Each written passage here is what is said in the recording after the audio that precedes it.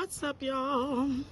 I was just scrolling through Dr. Yaba Blaze Instagram stories and saw some complete white nonsense happening over there, some just rotten tomato whiteness happening, and then someone shared about it, and it raised a thought in me that I'm going to talk through right now in real time, because it's how whiteness shows up, how whiteness shows up as the victim after creating the harm.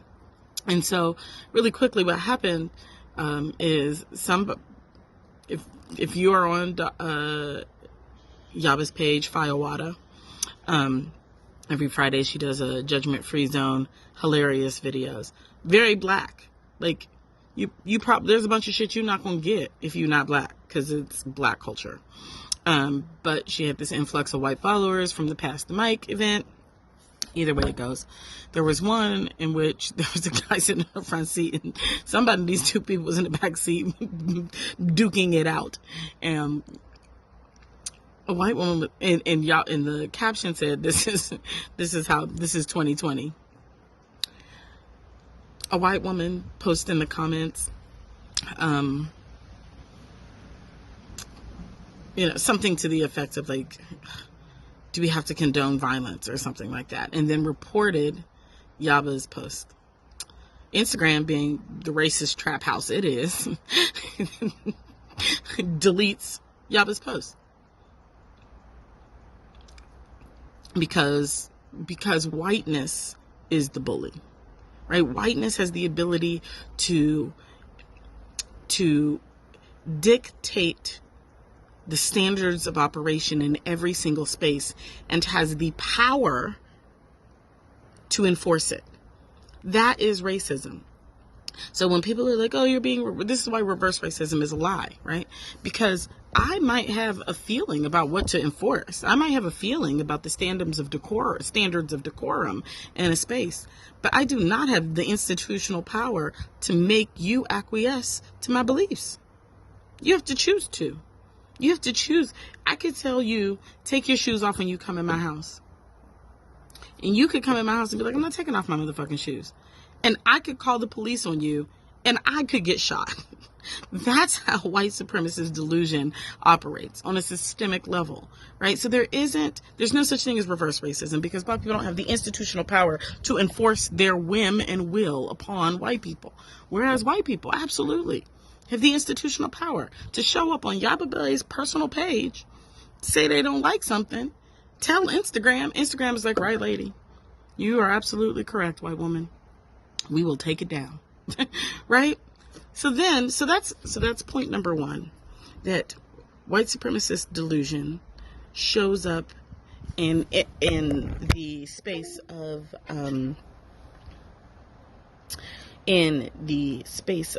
racism, as we call racism, in the ability to enforce not just your dislike or your prejudice or your hatred or these sorts of things these coded words that we use that are very inflammatory, but your world view on everyone else. That's called hegemony. The ability to inflict your world view on all people, and to use the power of the state to do so, right? And the state's entities, which corporations are states' entities, right? We knew that when Citizens United came out in the Supreme Court, right? So here's the deal. Not only did this woman do this, somebody checked her, she got found out, and then she wanted absolution, which she wants to call, I wanted to apologize. But apologies and absolution are different things. Absolution is, I want to be made clean of my transgression. And I want you, person who was transgressed, to clear me of my transgression. Absolution is an agenda for the person who caused harm. It's not actually about the person who was harmed, right? An apology is supposedly for the person who caused harm. I want to be accountable to the harm that I caused you. Absolution is, I want you to clear me of the guilt that I have to be with as a result of causing you harm. Do you hear the distinction? Right? So then when Yaba was not interested in, Yaba blocked her. Right? Blocked, be blessed. Be blocked, be blessed. With T's on the end. Yaba blocks her. She then publicly posts her apology and then emails it to Yaba. Like, so, and then of course, when all of Yaba's community is like, pumpkins, you're about to get snatched up, right? Then it's Yaba's community is bullying this white woman. Bullying is demanding that black people forgive you.